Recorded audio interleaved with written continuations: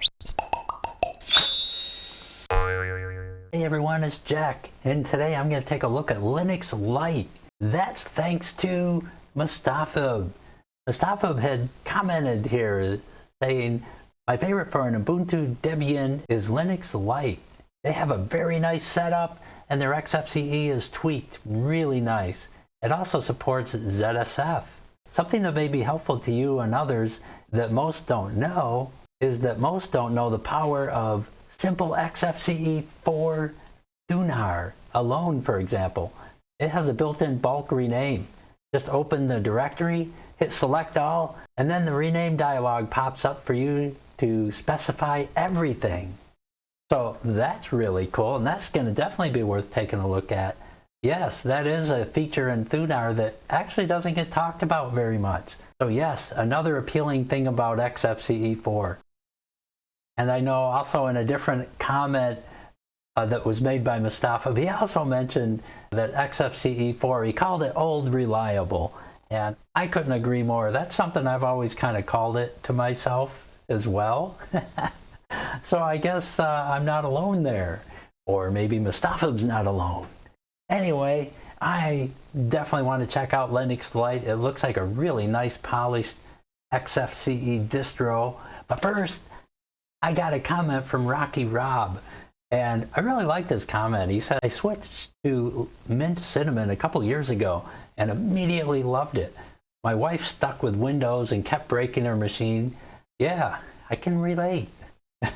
I finally convinced her to try Mint, installed it, and she hasn't had a single issue since. I've become something between a Linux proponent and a zealot, a missionary perhaps. I recommend it to everyone and help as much as I can to convert them. Yeah, you know, Rocky, that's really cool. I think that's one thing that really is great about the Linux community is once people discover it, they find out it's more than just an OS. Like when you load in Windows and Mac, it's just something there to get your work done. But with Linux, you can actually develop an attachment to, even if you're not overly technically inclined. Sometimes you just find yourself getting more and more involved with the OS in other ways. You don't have to actually be somebody that can program a rocket to go to Mars. All you got to do is just be passionate about some aspect of Linux, and that can cover a whole wide variety of things, anything from the technical stuff to more artsy things. And when people find out all the things that they can accomplish with free and open source software, it becomes kind of amazing for them, as it was for me. And I gotta admit, Linux Mint is probably one of the best overall distros that I've seen for the masses, so to speak. Because it really is one of the most trouble-free distros out there. In fact, I've used Mint off and on many times. In fact, just recently I was evaluating Mint for a couple weeks just on the side and using it. And I didn't have, well, I only had one issue.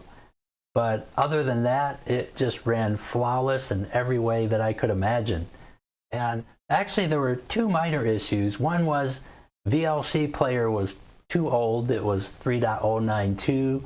And so with an old version of VLC, I couldn't network stream because that version happens to be kind of buggy and it won't stream from a network, any video. However, all I had to do was add in the repository for VLC, and I downloaded 3.0.16, and I was good to go. So problem solved. Actually, that was nothing. The only one I didn't solve was the libiMobile device is too old. It's at version 1.2.1, I think it is, and it should be around 1.30 or 1.3.0.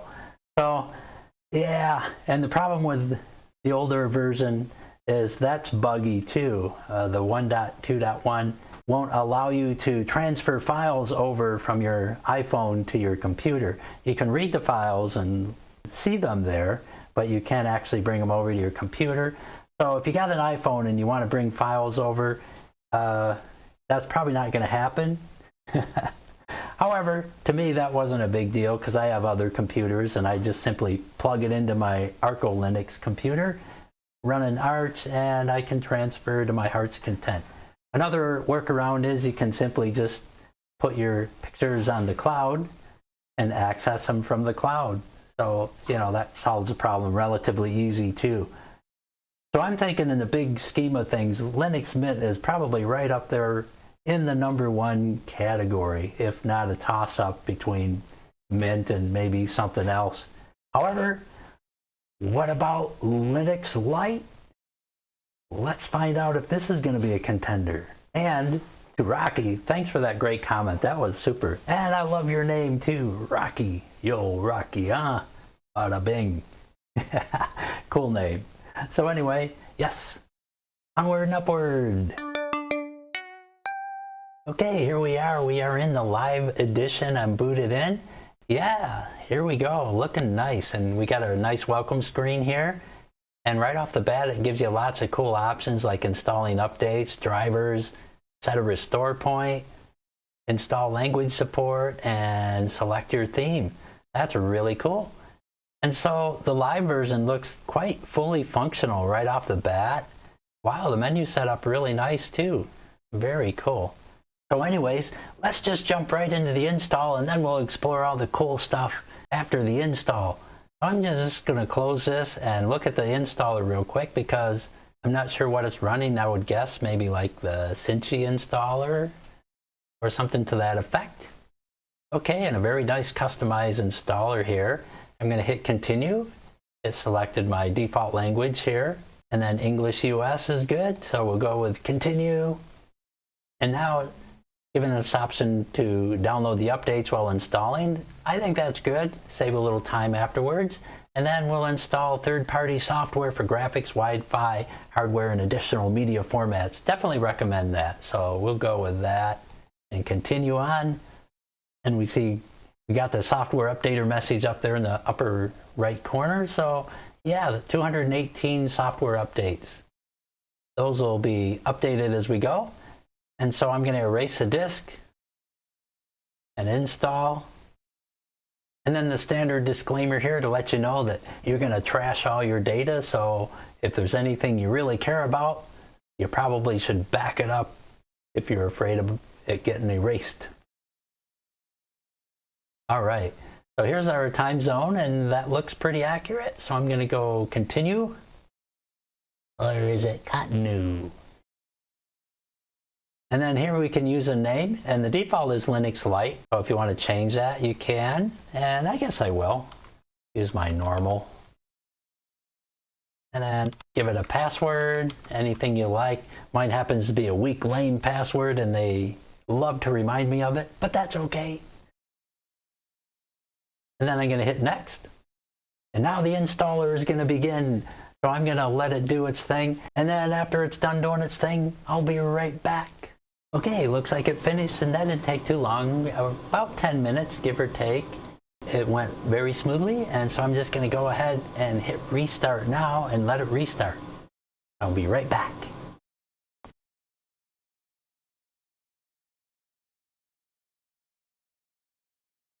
And here we are at our login prompt.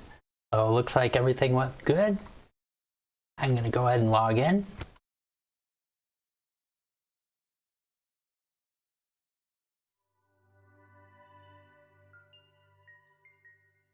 Excellent. And nice little login sound there. That's pretty cool. And here we got our welcome screen, and wow, what a really nice polished look we got here. This is gorgeous. I am liking this already.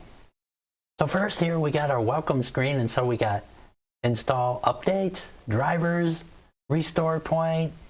We can add language support and also select a dark or light theme. I think we're probably in a light theme by default, which we are. So let's hit dark and see what happens. So here we got a choice here with a selector, and I'm going to select dark. Okay, and so we got that applied. And wow, looks great. Cool. All right. Nice dark theme going on there, and makes the menu look cool. And then here we got our other items here, Thunar and the terminal. And then I'm down on this end. We got our sys-tray icons, and I'll slide out of the way here. Like there's our audio mixer, you know, for our volume control and stuff, and then our network settings. And then this guy, that's our updater. So that's kind of cool. So that lets you know when there's updates available. Awesome. And then our clock with our cool calendar. Nice. All right. Now I'll slide back in the corner and we'll open up this terminal here. And let's check this out. Wow, that's kind of a nice theme there. I like that. So Htop is installed by default, and I think that's really cool. Wasn't expecting that. 632 megs. Wow. That's very good, very efficient. And I'm really liking the theming here in this Linux Lite too. It really looks great. And then we got our file manager here, Thunar. So if we open that up, go up here, wow. I really like the theming. I know I already said that, but it really looks nice. Just the whole thing looks really sharp. There's our file system. We got all that. And then our desktop icons, trash, devices, or I mean drives, looking good. That kind of reminds me, Mustafa was saying about the file renames. So I'm going to go in here and I'm just going to create some sample files and just see if I can give a demo on the bulk renaming or renaming multiple files.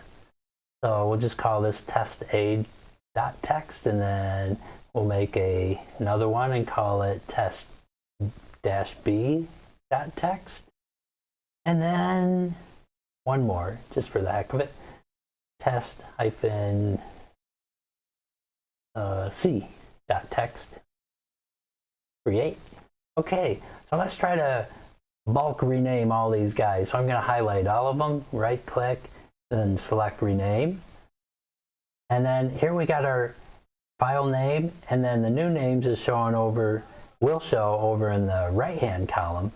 So if I take and highlight these, I'm just going to press shift and just select that whole range. And then here we can format it by title, which it is right now.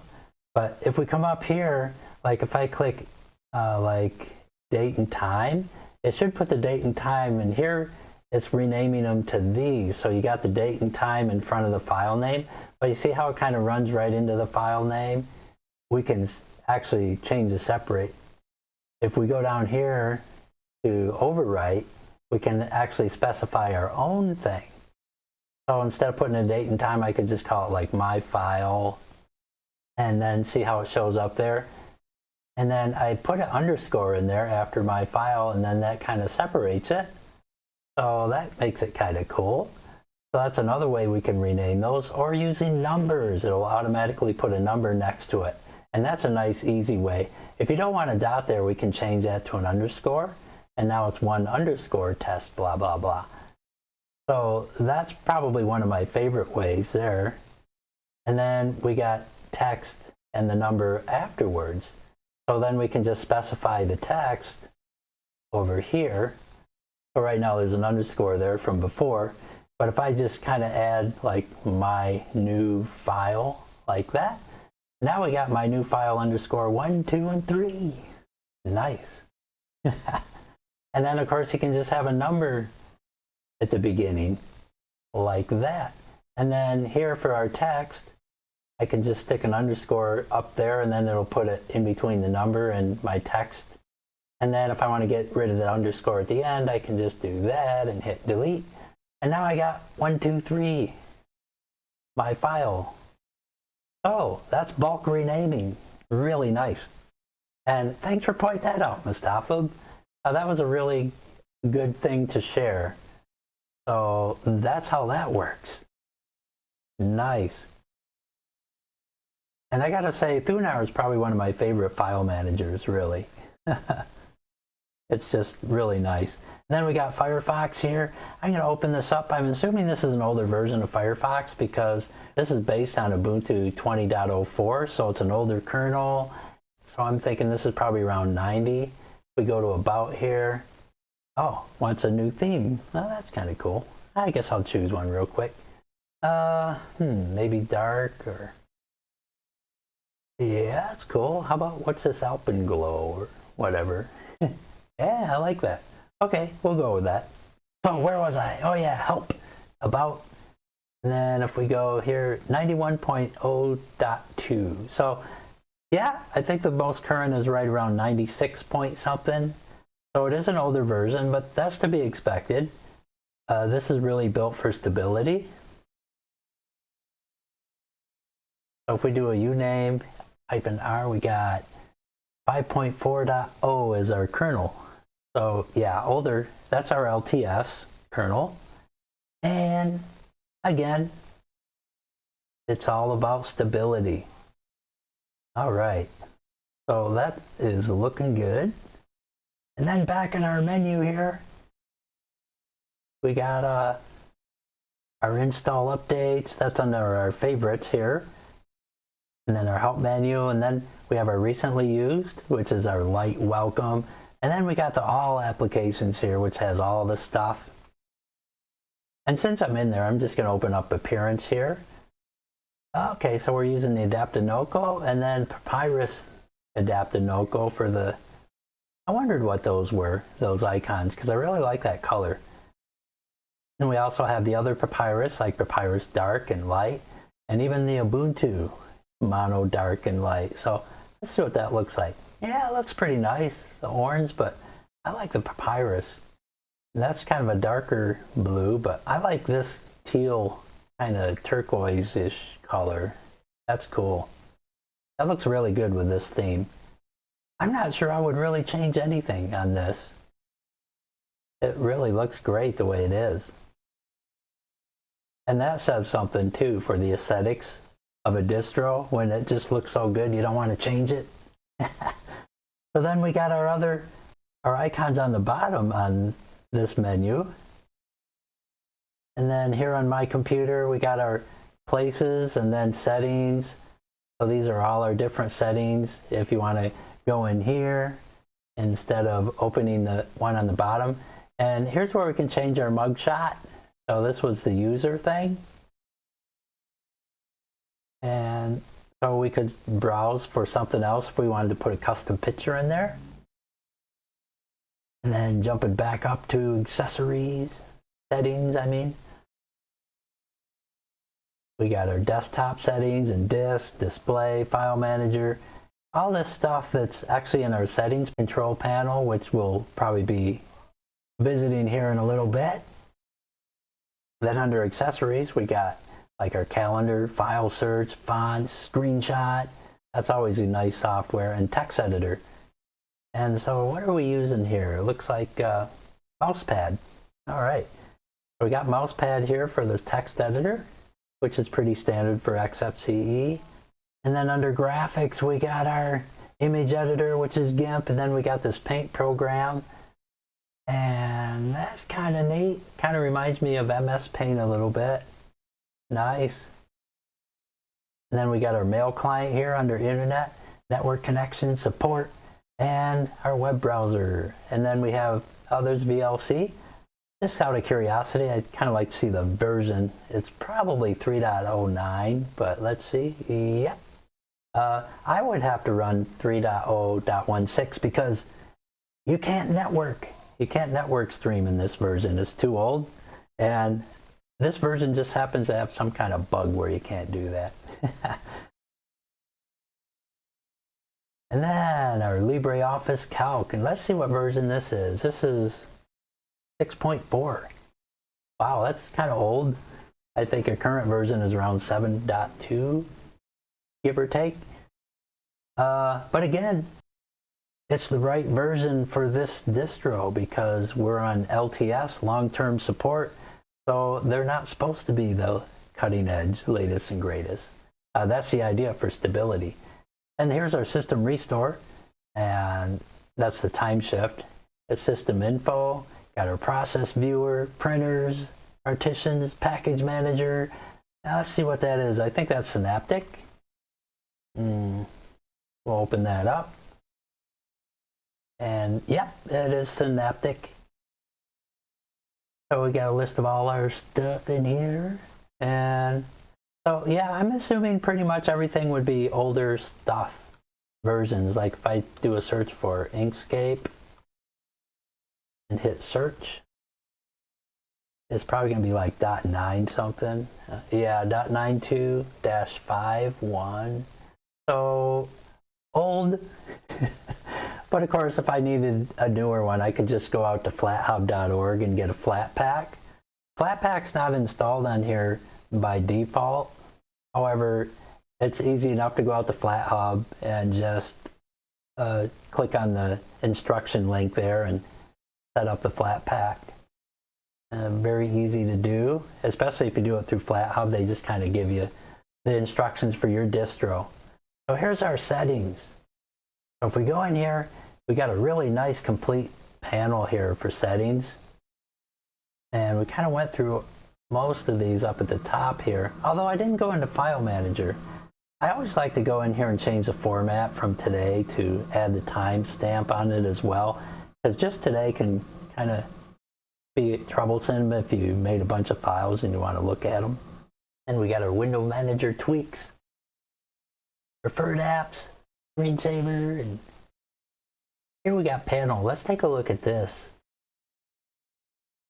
So we got our display, our appearance, and by default our panel appearance is using the system style, but you could also make it a solid color if you wanted, or background picture.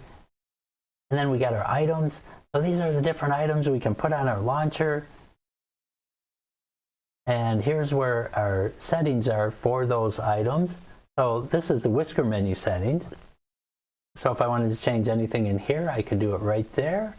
And then if I wanted to add something, because we have Windows button, date and time and all that, all I got to do is click this plus button. Then we got a bunch more apps in here. So if you want to add some extra things like the screenshot or the weather, actually I don't see the weather one in there. They usually have a pretty nice weather applet in there too, or panel item. Actually, there's a way we can get that. If you like the weather thing, I can just do first I'm going to do a sudo apt install Xfce 4 -goodies. So Xfce 4 -goodies, and then I'm going to log in. And so I'm going to add this package. This adds some extras in Xfce that makes it a little nicer. And some of those extras include things like the weather app thingy that goes in your panel.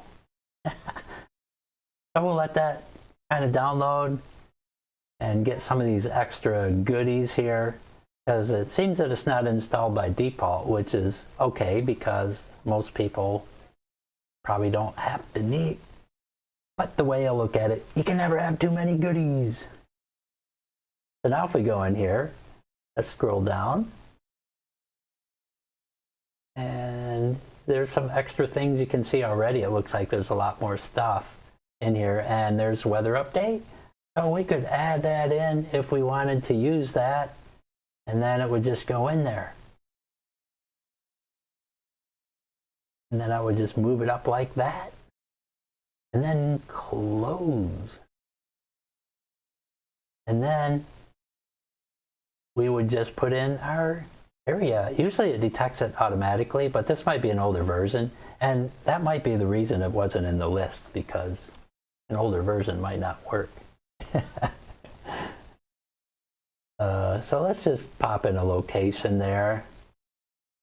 And nothing's happening.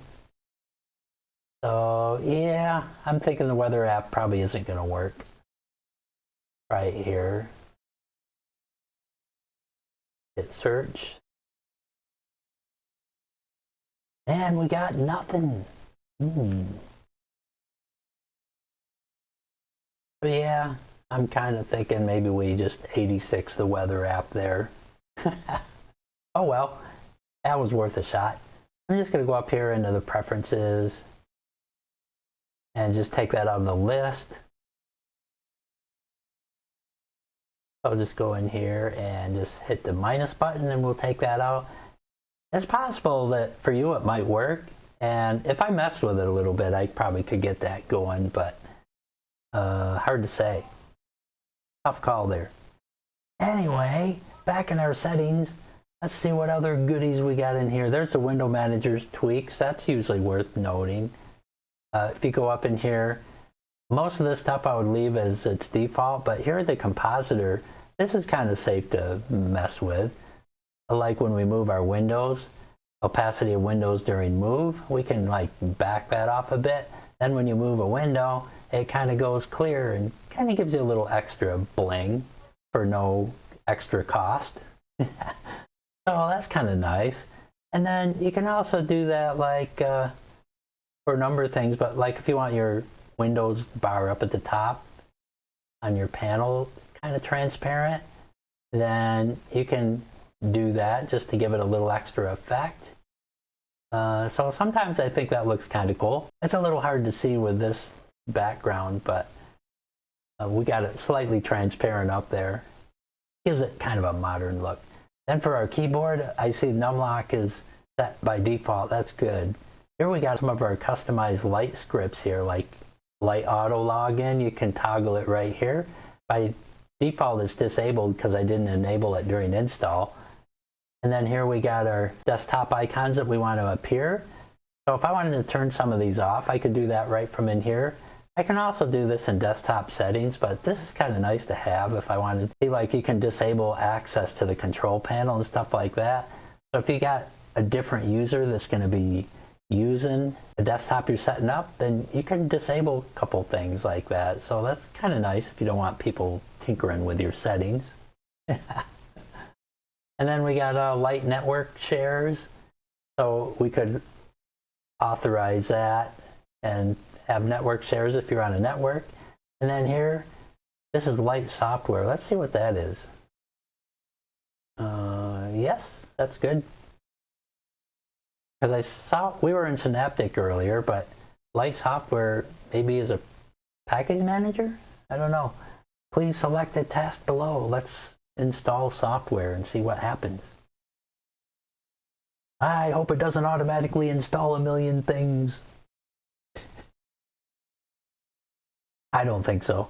Okay. I see. Okay, so it's giving us a list of some Linux Lite recommended software.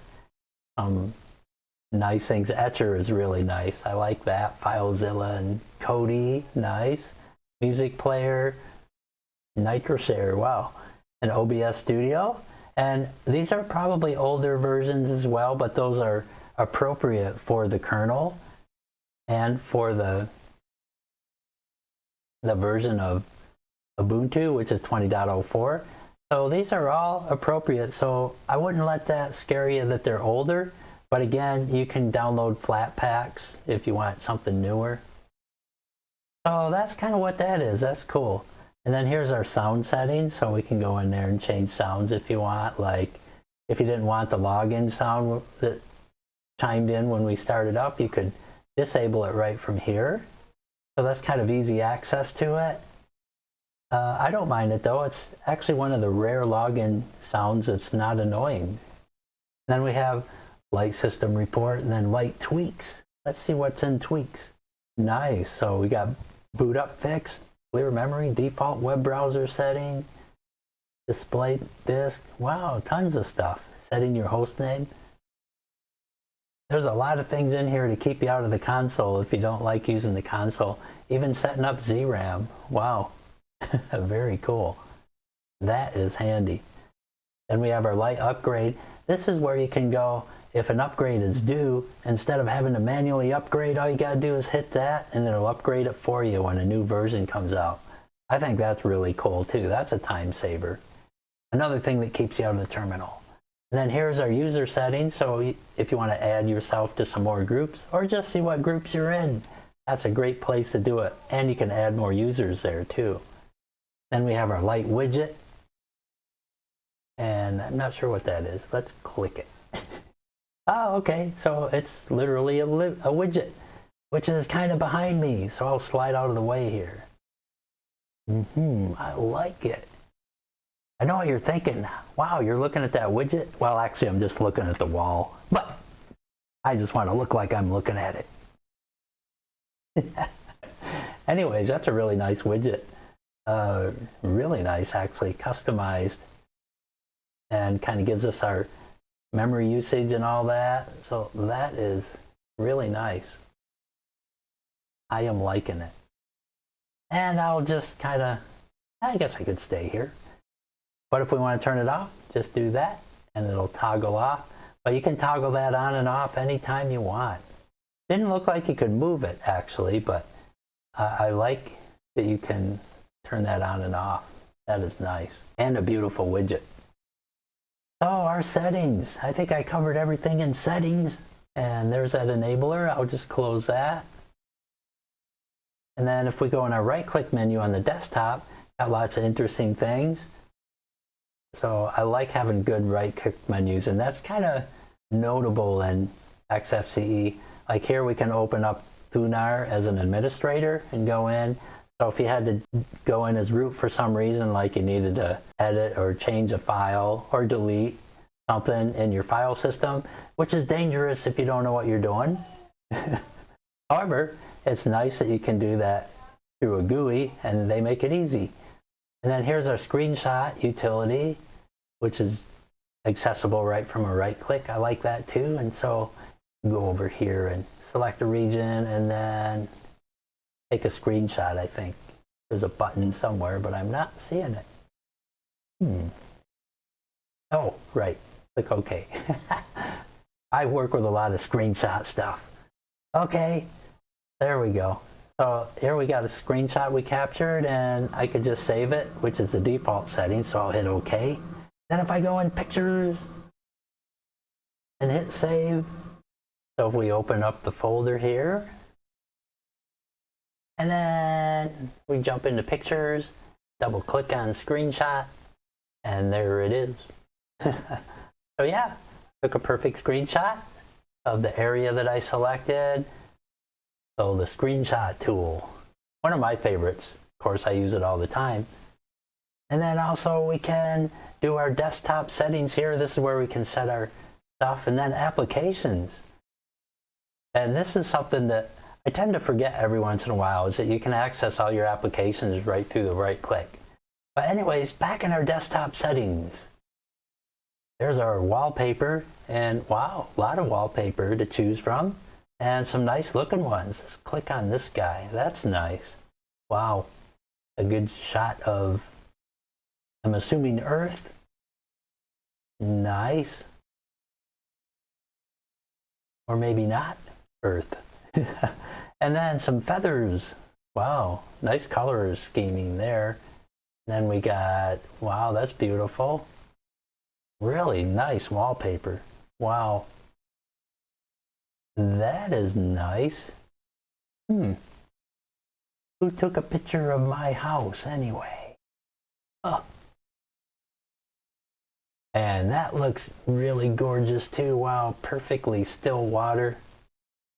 And light, that kind of looks like Miller Lite. And wow, beautiful cityscape. I might even go with that one. That is nice. Then we got like a wood grain. Cool. And then our frosty color and a little bit of rocky beach. And then that's beautiful. Forest scene, pebbles, roses, sparkler, strawberries. Nice. Well, that's cool too. I really like the coloring in that. Wow, I'm kind of torn. I guess I'll go with cityscape. I'm kind of liking that. That looks really neat. And then here's our menu settings and then icons. So here we can kind of set our icon settings and so forth. Like over here, those are our size by default, but we can crank it up if you want, or we can shrink them down just by selecting that, or we can direct enter and just type in something like 32, and then they're a lot tinier. And then we could make it bigger, like 90. Whoa, they're massive. But if you're really nearsighted, that could be handy. There's 48. And so then we have our different orientations here and whether to show hidden files and so forth. And then by default, we can also go down here and have our home folder show up if we want to. And that would be right there. Or file system, if you wanted direct access from the desktop. And then that's our trash can. So the trash bin is there, and then removable drives also are checked by default. So I'll just leave those checked. Really great. This has such a nice feel to it too. And our panel settings here, if we go up here and we go in our panel preferences, here's where we can actually adjust the size here. So if we wanted to make that bigger, we could bring that up a bit. You could make it massive. Or you could just kind of put it around the default. That's a little bit bigger than the default, I think. And then I think it was originally, I forgot, somewhere around there. It was kind of tiny. Personally, I would probably have it a little bit taller, but just to stay consistent with the default, I think it was around 32, probably, give or take. And then you can adjust your length here, so we could shorten that up if you wanted to. If you wanted to kind of make it more Mac-like, all we'd have to do is, no, not move. What am I doing? Go up here and unlock the panel. And then we can just grab the little handle down at the end here and then just pull it over. And we could just kind of set it in the middle there.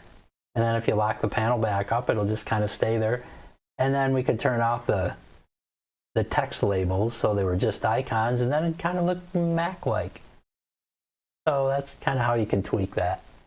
And of course I set the side back up to 100%. And then our style, if you want a solid color instead of the theming, you could just choose something here like that.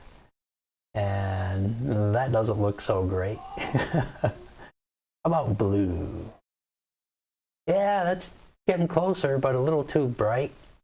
Let's make that dark. There we go. Yeah, that's looking better. I guess I'll just kind of go back with the darker color. And that looks good too. So that way you could keep it dark all the time, even if you change to a light theme. Now that's one way you could do that.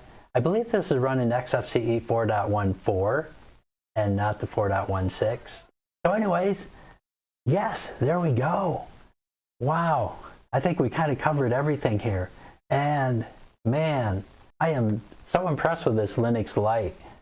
To me, it looks like the perfect distro to install for a lot of different situations, like for grandma or in a work situation. If you're working and you're an IT guy and you want to set them up in Linux instead of Windows, this is something a Windows user could be quite comfortable coming over to, and it really wouldn't be a stretch for them to use this.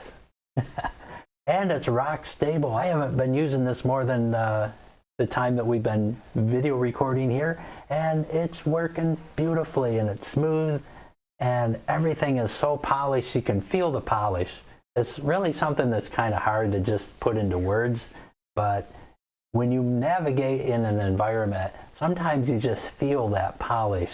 It's got a precision feel to it. It's kind of like, I guess, if you were riding an old bike for a long time and then all of a sudden you got a new one, expensive one, $1,000 bike that had shock absorbers, and you know, it was a professional racing bike or something.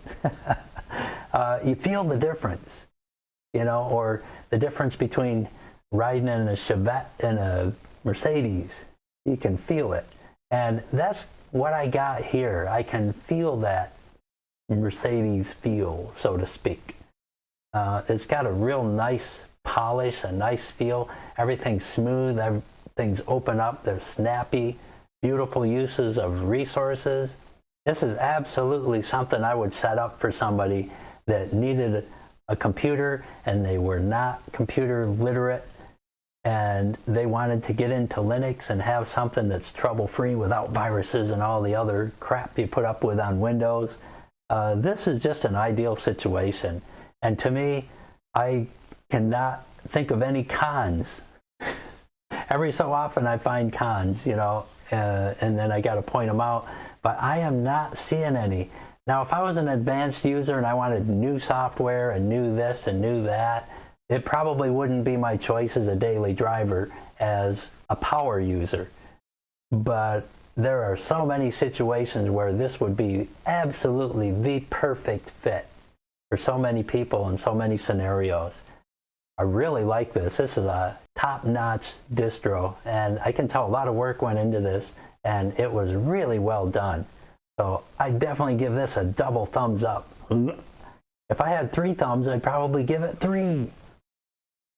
Anyways, I hope this review was helpful, and if it was, don't forget to hit that thumbs up and hit subscribe. Thanks again for watching, and we'll see you next time.